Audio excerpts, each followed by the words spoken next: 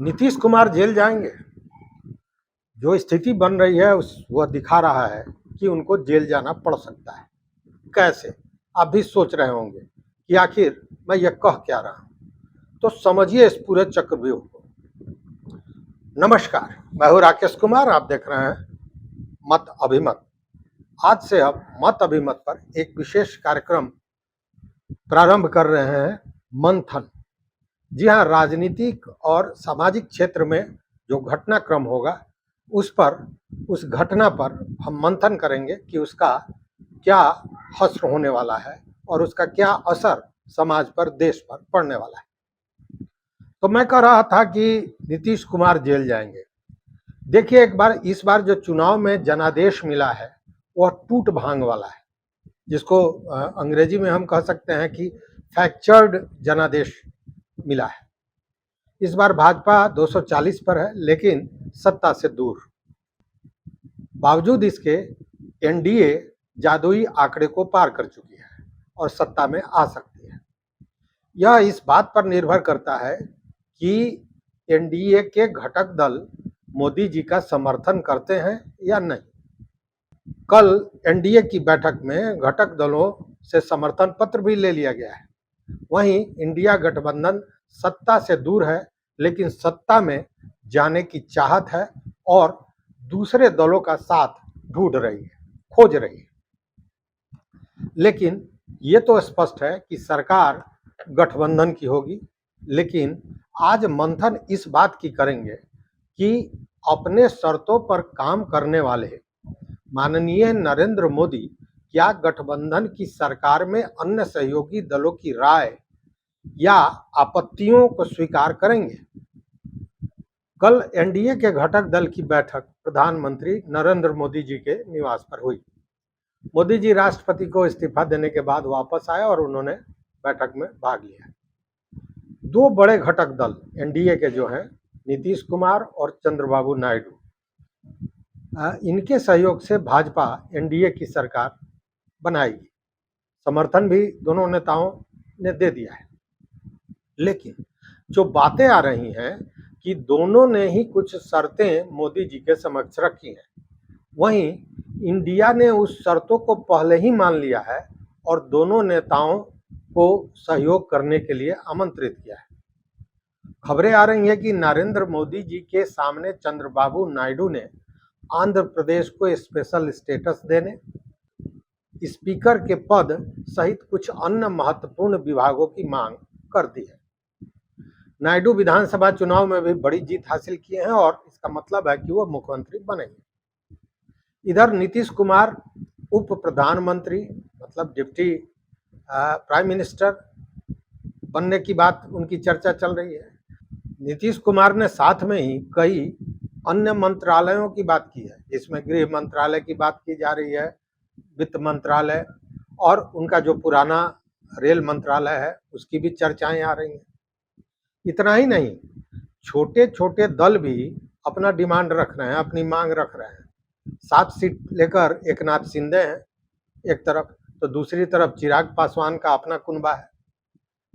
यहीं बात समाप्त नहीं होती है। एक एक दो दो सांसद वाले दल भी कहीं ना कहीं मंत्रिमंडल में अपनी जगह तलाश रहे हैं। अब ये मंत्रिमंडल बनाना मेढक को तराजू में तौलने जैसा हो गया है। स्वाभाविक है। आप सब जानते हैं कि मोदी जी अपने जीवन में कभी दूसरों से डिक्टेशन नहीं लिए हैं। वह अपने बलबूते और अपने हिसाब से काम करते रहे हैं। वह जब जनरल सेक्रेटरी थे तब भी अपने हिसाब से ऑर्गेनाइजेशन चलाते थे। गुजरात में भी वो अपने हिसाब से पार्टी चलाते थे। मोदी जी जब मुख्यमंत्री बनाकर गुजरात भेजे गए थे तो उन्होंने कभी भी चुनावी राजनीति की ही नहीं थी, लेकिन बिना किसी अनुभव के मुख्यमंत्री बने और अपने हिसाब से सरकार उन्होंने चलाई, क्योंकि बहुमत उनके पास था। उसके बाद फिर चुनाव लड़े और बहुमत हासिल की। तब से यह सिलसिला जारी रहा।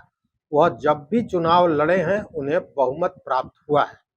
यह पहली दफा है जब भाजपा को, मतलब नरेंद्र मोदी के नेतृत्व में जो चुनाव हो रहा था, इसमें वो बहुमत से पीछे रह गए। हालांकि एनडीए को बहुमत मिला। 2014 में गुजरात से दिल्ली आए और फिर स्वयं के भरोसे वो चुनाव लड़े थे और उसमें भी उन्होंने बहुमत प्राप्त किया था। एनडीए गठबंधन तब भी था, लेकिन नाम के लिए था।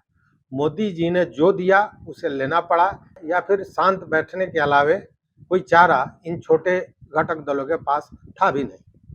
वे केवल एक गठबंधन का भाग रहे। 2019 में इंडिया गठबंधन तो कोई दिखाई दे ही नहीं रहा था। नीतीश कुमार इधर से उधर और उधर से इधर कर रहे थे, लेकिन नीतीश के सांसद भाजपा के साथ ही रहे और नीतीश जी का मामला उलट पड़ गया। पहली बार मिली जुली सरकार बनाने की स्थिति अब आई है, जबकि नरेंद्र मोदी को मिली जुली सरकार चलाने का कोई अनुभव नहीं है। दूसरी ओर नरेंद्र मोदी और अमित शाह की आदत लोगों को पता है कि वह अपने हिसाब से सरकार चलाएंगे, तो ऐसे में मांगने वाले भी अपने हिसाब से अपना डिमांड रख रहे हैं। लेकिन सवाल उठता है कि क्या मोदी जी इन मांगों को मानेंगे? लेकिन यहाँ बता दूं कि मोदी जी हर एक डिमांड पूरी करने को तैयार हैं, हर डिमांड को पूरी करेंगे। स्पीकर चाहिए, स्पीकर दे देंगे। आपको स्पेशल स्टेटस चाहिए, वह भी मिलेगा। मंत्री पद चाहिए, वह भी मिलेगा। वित्त मंत्रालय चाहिए, उसे भी ले जाइए।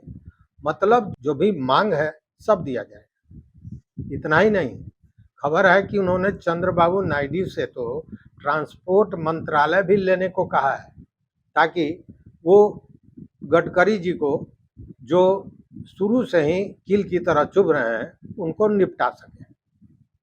उनको कोई साधारण मंत्रालय झुंझुना जैसा पकड़ा दिया जाएगा।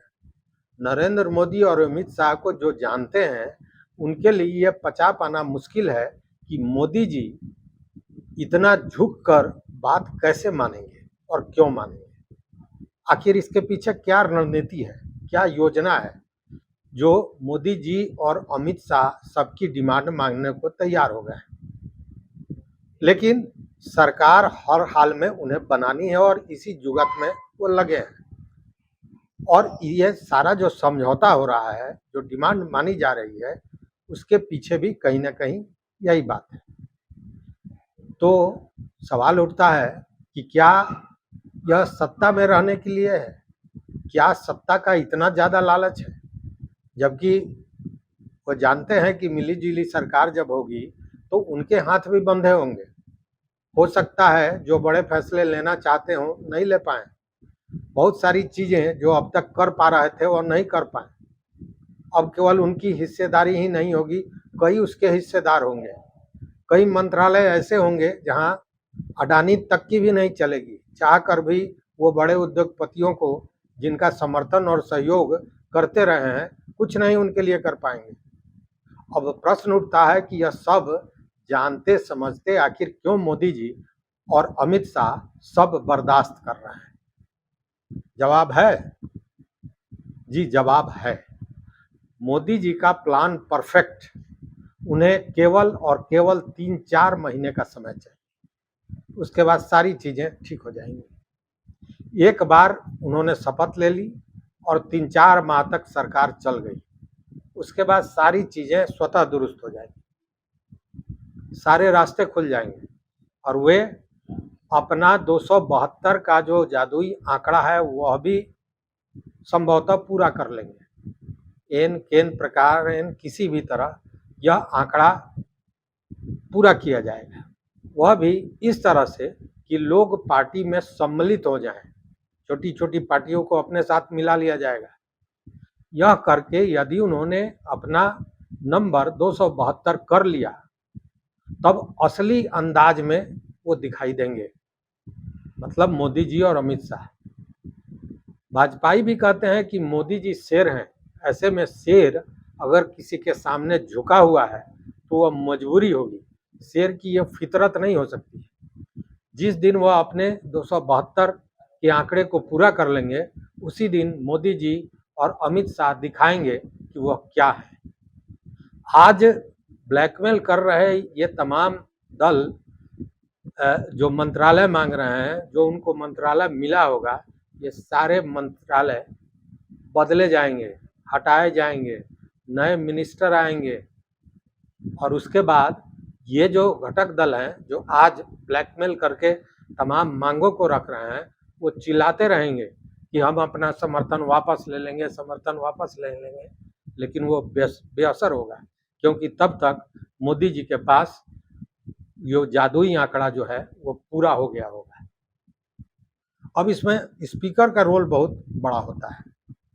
अगर विश्लेषकों की माने तो बहुमत पर सरकार आई तो चंद्रबाबू नायडू को जेल जाना पड़ेगा, और उनको जेल जाने से भी मोदी जी नहीं घबराएंगे।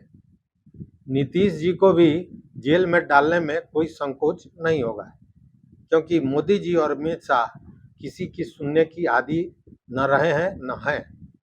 जब मिली जुली सरकार होती है तो सुनना पड़ता है, लेकिन ये सुनने की आदत तो है नहीं।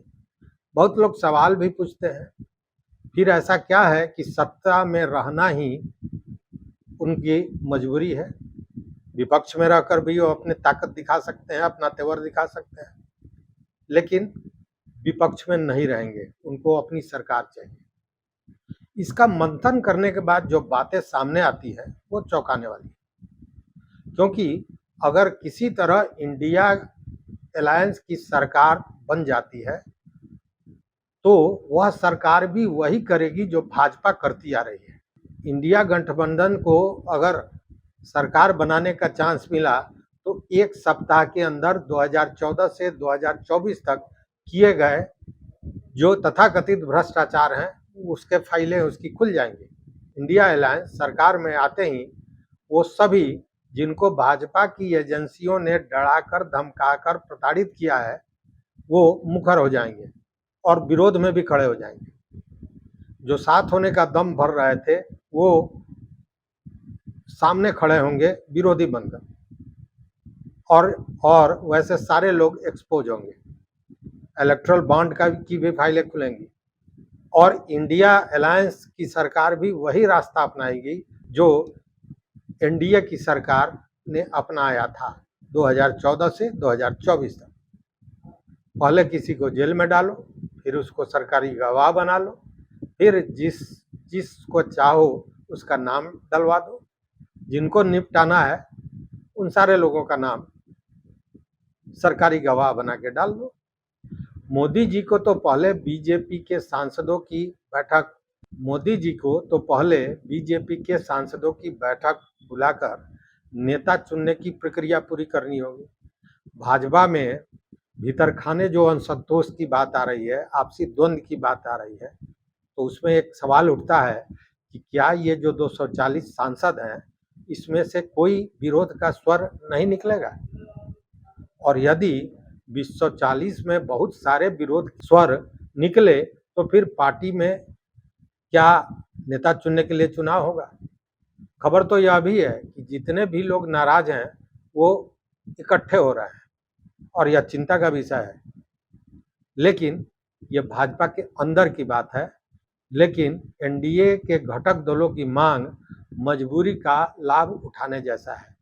ब्लैकमेल किया जा रहा है और ऐसे में मोदी जी और अमित शाह का सभी मांगों को मान लेने वाली बात उनके लिए क्या खतरे की घंटी नहीं है?